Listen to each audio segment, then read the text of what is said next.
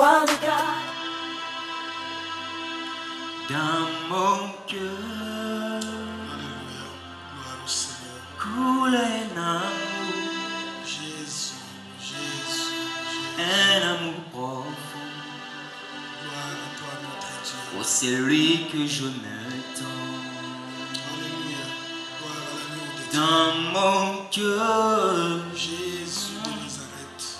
coule un amour, Alléluia, tu nous as aimés d'un amour infini. un amour profond Tu nous as aimés et toi les grands, pour celui que je le m'attends. Seigneur des Il Seigneurs. s'appelle Jésus. Jésus, Alléluia. Notre Jésus. roi et notre Seigneur. Notre roi et notre Seigneur. Jésus, Gloire à toi, Seigneur. Gloire à toi, l'agneau de Dieu. il a Gloire conquis à toi, mon le cœur. végétal de David. Merci pour cette soirée, Seigneur. Merci pour ce Jésus, temps. Sois le coup, mon Zambé. Sois un kemo. Jésus, Wete yo, oza Nzambe, malamu. Ongela lokumu, Jésus, ongela nkembo. Toyei kotombola yo lisusu na pokwa lelo. Oza Nzambe monene. dans mon Aza te oyo aza cœur lokola yo. Aza te oyo akokani na yo. coule Nzambe na un biso. amour, Merci Seigneur pour la opportunité oyo grâce oyo akoporte biso. Toi pour telema na présence na yo. Po ete to adore yo. Nzambe monene. dans Komama mon osanjolama. cœur Komama onetolama nkolo. Komama osanjolama yawe Nzambe. Merci Jésus. Tokabi bomba epai na yo. Merci pour la présence na yo. Merci Jésus pour la bojali na yo katikati na biso. il s'appelle Merci Seigneur. Jésus, Tokondeli yo Nzambe alola. Tokabi popa oyo epai na yo. Ozala Nzambe na biso. Okamba biso, otambusa biso, osunga biso. Na ngolu na yo monene Nzambe alola. Kozanga yo tokoki leloko te. Pambola o Nzambe baloba na yo na pokwa lelo. Pambola o Nzambe bandeko nyonso de près ou de loin bakoki koyoka biso na pokwa lelo. Tika bazala béni au nom de Jésus. Parole na yo Nzambe bomo est créé de nouvelles choses. Na vie ya bao nyonso baza ensemble, baza connecté. Parole na yo Seigneur epesa bomo katikati na biso. Na kombo ya Yesu Kristo mobikisi na biso nde tosambeli. Mpe tolobi merci Seigneur Jésus-Christ. Voilà, frères et sœurs, topesi Nzambe merci parce que à permettre ete tout le monde na lisusu na pokwa lelo po ete tokoka kopartage liloba na Nzambe. Et liloba na Nzambe na pokwa lelo tolingi kotanga yango na évangile ya Jean na chapitre 21 na verset 9 kino na verset 14. Je lis la parole de Dieu au nom du Seigneur. Lorsqu'ils furent descendus à terre, ils virent là des charbons allumés, du poisson dessus et du pain. Jésus leur dit: apportez des poissons que vous venez de prendre. Simon-Pierre monta dans la barque et tira à terre le filet plein de 153 grands poissons. Et quoiqu'il n'y eût tant, le filet ne se rompit point. Jésus leur dit: venez manger. Et aucun des disciples n'osait lui demander: qui es-tu? Sachant que c'était le Seigneur. Jésus s'approcha, prit le pain et leur en donnant, il fit de même du poisson. C'était déjà la troisième fois que Jésus se montrait à ses disciples depuis qu'il était ressuscité des morts. Frères et sœurs, topesi Nzambe merci oyo apesi biso occasion ya kokutana lisusu na pokwa lelo. Matin na biso ezali toujours enseignement sur après Pâques Oyonde Tozaliko Yekola, après Pâques, après la résurrection de notre Seigneur Jésus-Christ.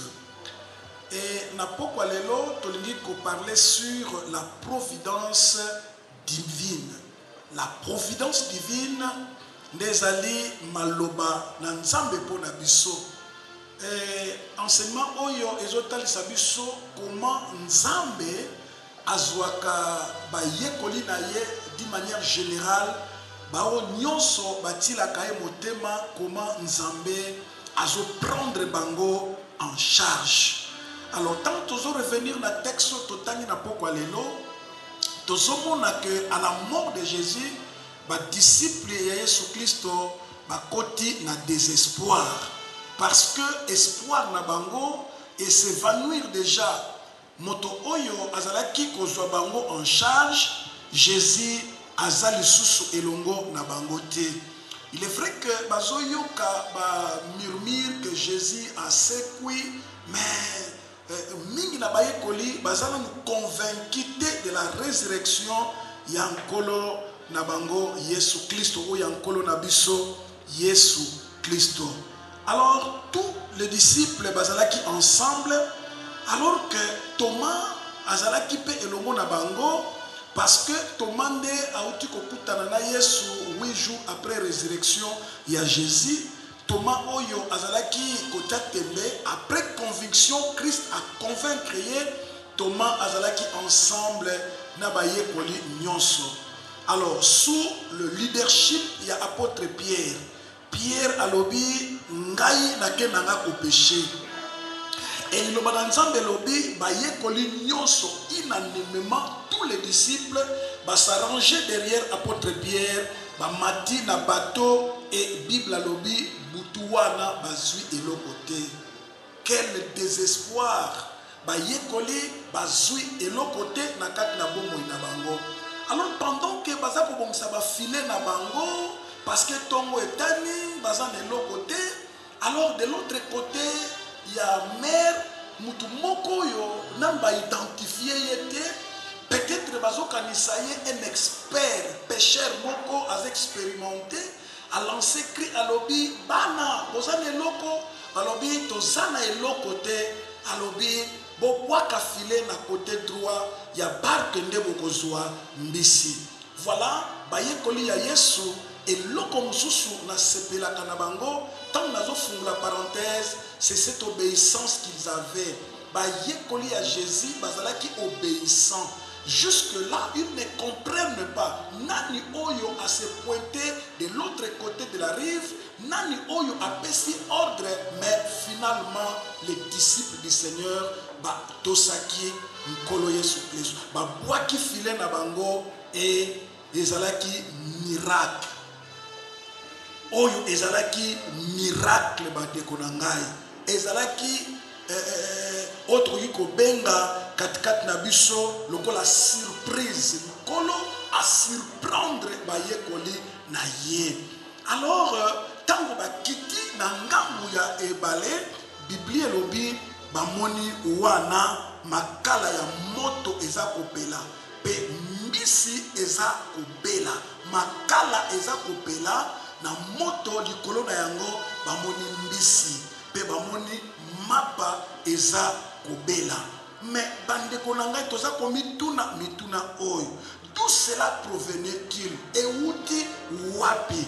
Mais euti na loboko ya Yesu Kristo oyo a préparé qui surprise, a préparé miracle na tina ya bayekoli na ye.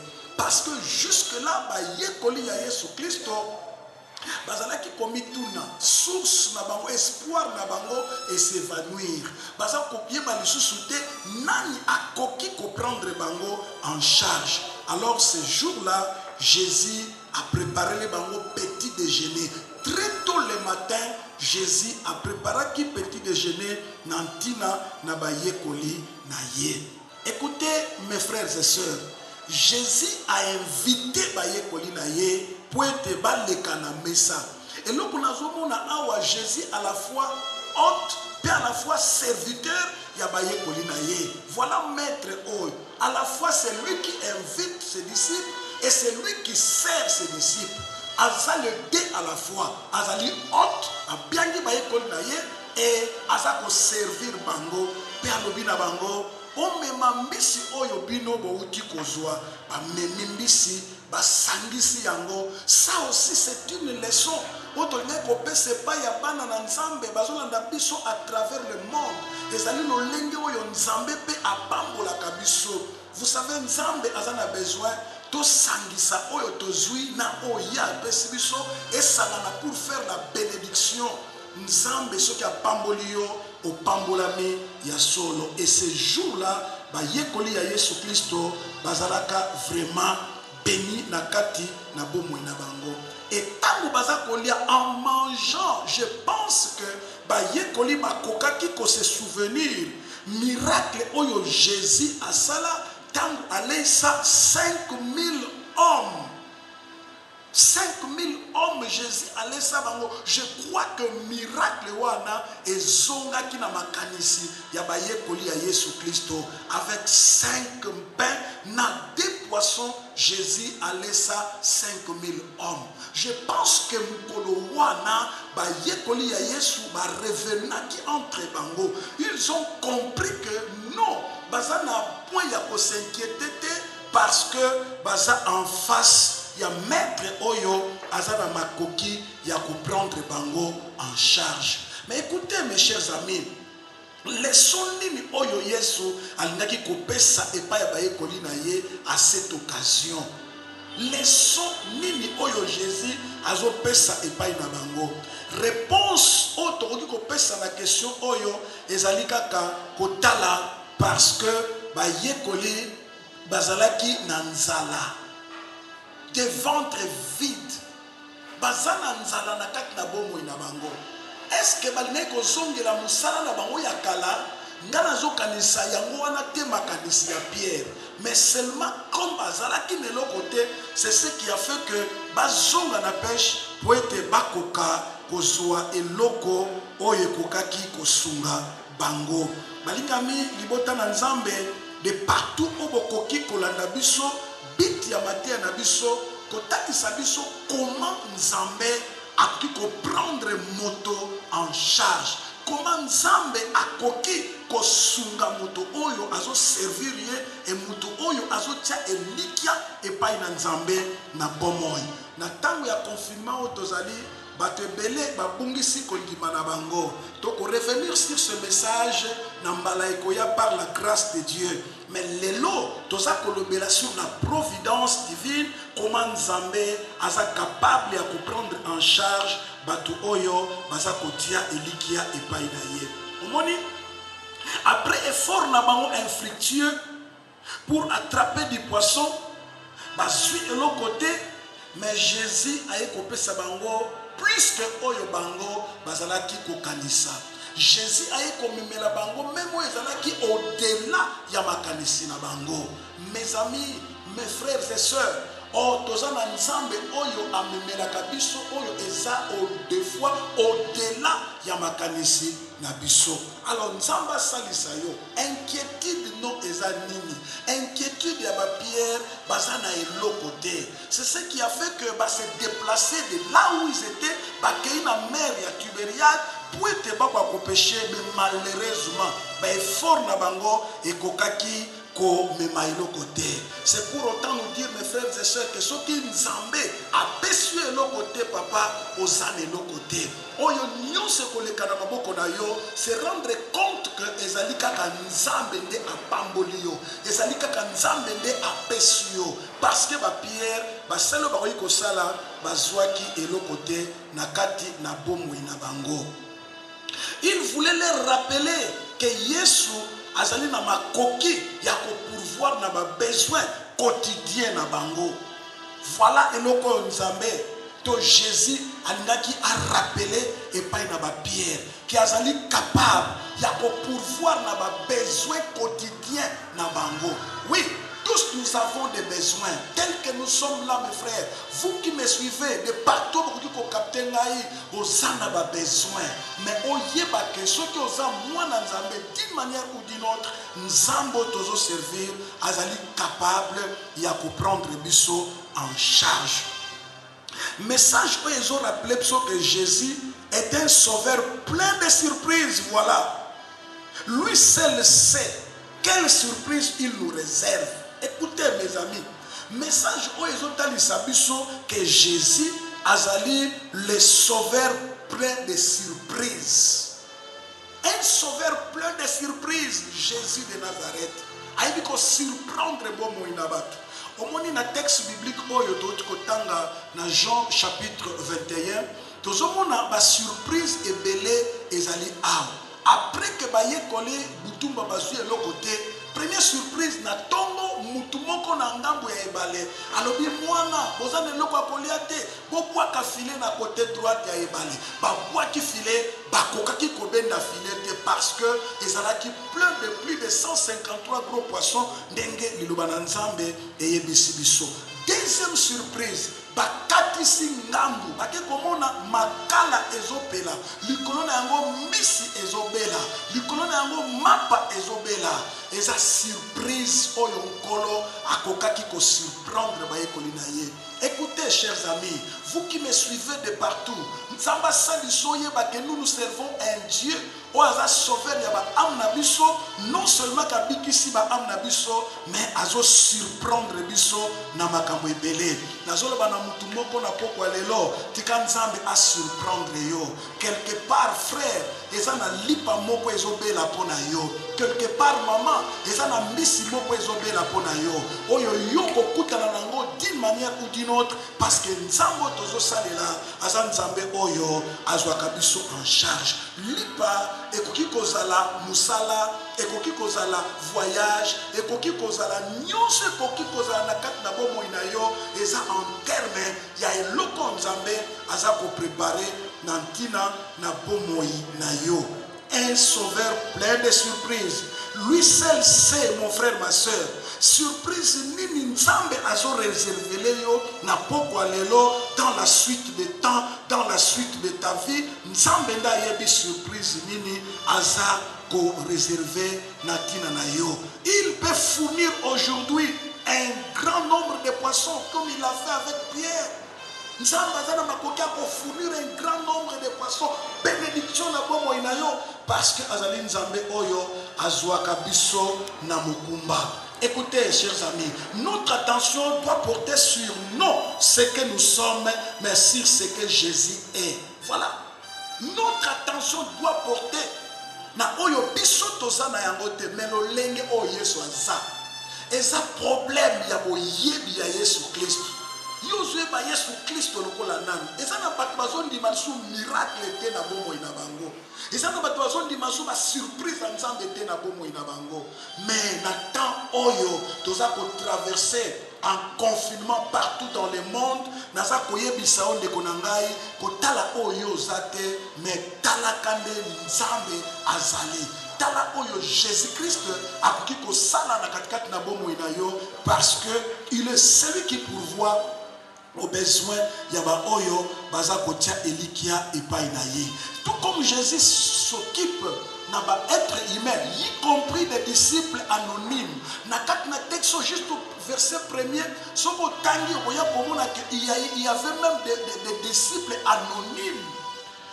Permettez-moi de lire le verset premier. Le verset premier nous dit ceci. Après cela, Jésus se montra encore aux disciples sur les bords de la mer de Tibériade. Et voici de quelle manière il se montra. Simon-Pierre, Thomas appelé Didyme, Nathanaël de Cana en Galilée, les fils de Zébédée et des autres disciples de Jésus étaient ensemble. Des autres des disciples de Jésus étaient ensemble. Quel est le nom de ces deux autres disciples de Jésus? Bible etikali polele, etikali anonyme et l'obité les deux autres disciples de Jésus, alors bazaba disciples anonymes. Oui, partout que tu un disciple anonyme de Jésus. Oui, ne désespère pas. Parce que Kolo azana makoki ya ko prendre en charge même ba disciple anonyme ba oyo kombo na bango tangamite na katikati na Biblia, mais Jésus aza ko prendre bango toujours en charge. Mais bien aimé dans la foi, o nzambe asunga yo otila nzambe motema difficulté problème oyo oza nango me naza kolendisa o na pokwa lelo za na confiance na nzambe oyo talela nzambe na kati na bomoi na yo kotala situation ozotraverse te me tala oyo yesu kristo azali capable ya kosala tala oyo yesu kristo azali capable ya kosala na katikati na bomoi na yo o nzambe asunga biso na ntina na yango na 1 roi chapitre 17 na verset na yango 6 tozotanga eloko moko elekelaka mayele na bato 1 roi chapitre 17 verset 6 pardon 1 roi 17 6 excusez ngai natangi boye na kombo na Yesu Kristo. Les corbeaux lui apportaient du pain et de la viande le matin et du pain et de la viande le soir. Et il buvait de l'eau du torrent. Voilà. Voilà, serviteur de Dieu, Élie le Tishbite. Oyo aza serviteur de Dieu. Aza na mission oyo nzamba a signé. Mais na temps ya crise, na temps ya sécheresse, comme il avait la mission de Dieu, Élie a kokaki kokufate.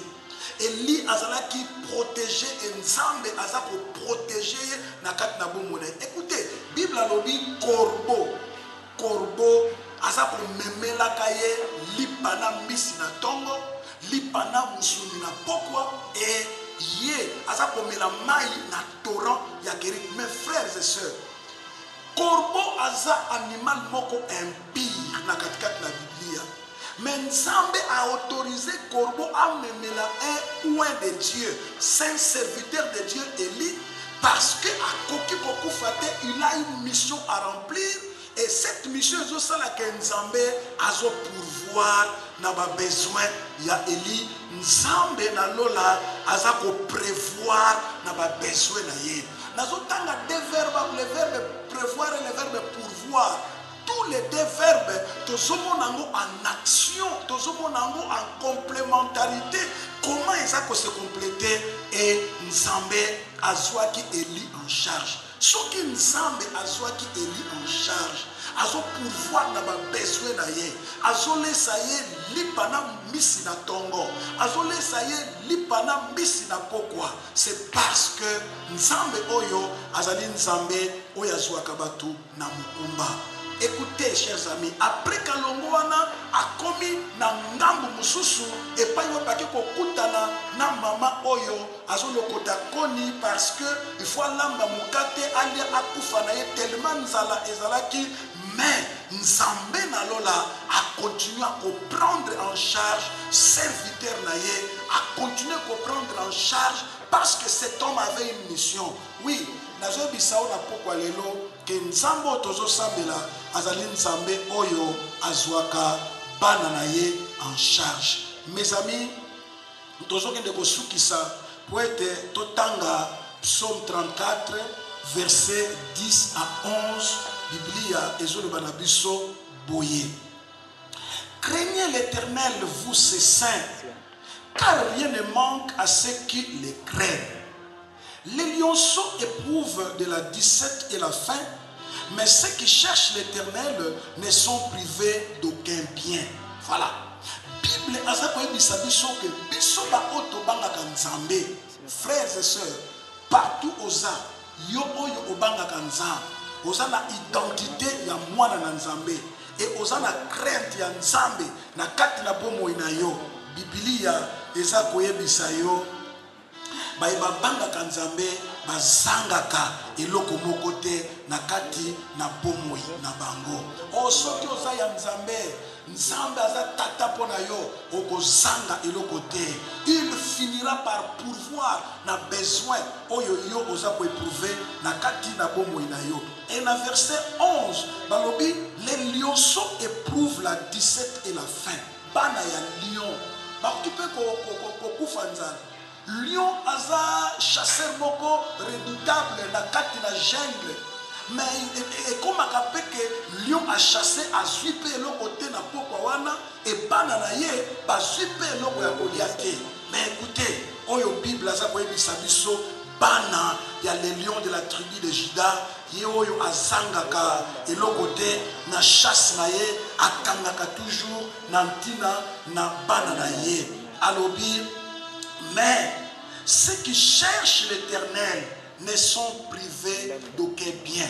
On dit quand Nzamba lola asala ke yo za la privé de loko mokote, mais yo ozwa eloko quelque part pour na lokumu ya Nzambe na biso. Tika Nzambe na lola apambola maloba o, pe Nzambe na lola apouvoir na ba besoin oyo za nango na kati na famille. Nzambe lola apouvoir na ba besoin oyo za nango na vie na yo. Nzambe oyo alobi akokisaka maloba na ye, tika akokisa maloba na ye na bomoi na yo, na bomoi ya libota na yo, na kombo na Yesu. Amen. Voilà, tika Nzambe apambola yo frères et sœurs. Alingete to sambela Nzambe na pokwa oyo après avoir écouté maloba na Nzambe toyoki sur la providence divine, comment Nzambe a pourvoyaka na bolamu ya bana na ye, tika Nzambe asala biso bolamu. Tata mosantu Nzambe apomoi, tika lokumu ezonge pai na yo na kombo na Yesu Kristo. Au pourvoyant la besoin il y a des disciples na yo kolo Yesu. Pendant que bazalaka na désespoir, mon Dieu, mon roi, espoir na bango s'évanouir. Jésus oyo azalaki comprendre bango en charge azali sous le monde na bango te inquiétude côté, mais kolo atika kaba oyo ya yete mukolo wana il a pourvu na besoin ya baye koli na ye. O yawe nazondima après avoir toyoki maloba na yo soki eza na mwana na Nzambe moko partout dans le monde oyo akaptaki biso ayoki maloba na Nzambe oyo yawe tika azwa miracle na kombo na Yesu Kristo. Surprise o bayekoli bazwaka mokolo wana po ete basala toute la nuit sans reprendre au matin bazwi plus de 153 gros poissons. Oh Seigneur, tika surprise ezala na vie ya bandeko yo baza na foi na maloba oyo. Yo Nzamba lola oyo opelisa moto, opelisa makala ya moto, mbisi ezobela, mapa ezobela pona restauration ya yekoli na yo. Ozali Nzambo bongwani te. Tika nkolo sala yango pona ndeko oyo azana kati na détresse, na ndeko oyo azangi ya kolia, azangi ya kolata, azangi esika ya kolala, ndeko oyo azana kati ya souffrance, azana kati na difficulté, mais atieli yo motema. Tika nkolo okokisa posa na ye na pokwa ya lelo. Tobondeli bongo na kondima na kombo ya Yesu Kristo ya Nazareth. Mokonzi pe mobikisi na biso tosambeli pe banso tolobi. Merci Seigneur Jésus-Christ. Merci bandeko na ngai. Tika Nzambe apambola bino. Kimia na nkolo Yesu Kristo ezala katikati na bino. Ngai frère na bino, le révérend pasteur Manyanga Simon. Nazali pasteur ya église ya Assemblée de Dieu oyo eza na balabala Dibaya numéro 22 na quartier 12 na commune ya Njili. Na kati na République démocratique du Congo. Alors église na biso eza na quartier 12 non loin ya boulevard Lumumba. Soki outi kota aéroport okiti na re Bitabe na ngambo ya Njili nde oko mona biso toza esika ya ko bunga te. Alors soki olingo kota en contact na biso, alors okomona ba numéro na biso ya contact eza au bas de l'écran. Dès que vous avez la bisoana, vous avez un numéro au bas de l'écran. Et ce qui est biso par l'un de ces numéros, vous avez facilement toutes les difficultés à joindre. Tikanzambe apambola bino, pekimia na nkolo, ezala kati na moko na bino na kombo na Yesu. Amen. Merci. Que Dieu vous bénisse.